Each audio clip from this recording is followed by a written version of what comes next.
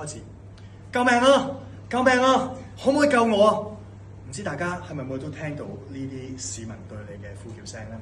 消防員每日面對嘅係保障我哋生命、拯救我哋嘅生命嘅一刻，所以我想多謝你哋。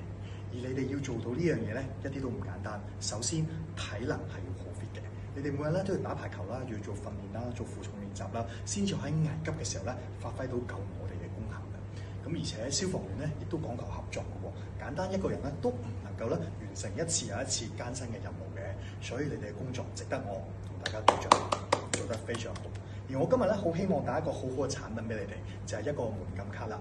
當你哋喺消防局裏面咧，房與房之間要開門嘅話，究竟用咩方式最好咧？用鎖匙啊，定係用指紋咧？其實用門禁卡就係最快可以開到門㗎啦。你諗下，當警鐘啷啷啷啷啷啷啷響嘅時候，我哋馬上就要出動啦，仲要攞鎖匙，可能就太慢㗎啦。所以用門禁卡一拍，馬上就開到門。咁呢個就係一個最快嘅方式，可以出動到。咁而且門禁卡本身係用嚟開啟門嘅，其實就係一個工具去開啟呢道大門。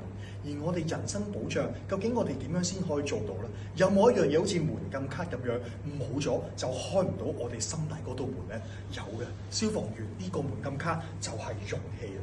希望你每次用呢張卡嘅時候，都記住你一定要具備相應嘅勇氣。記住，踏前唔到嗰步冇勇氣，係唔能夠拯救到市民嘅生命嘅。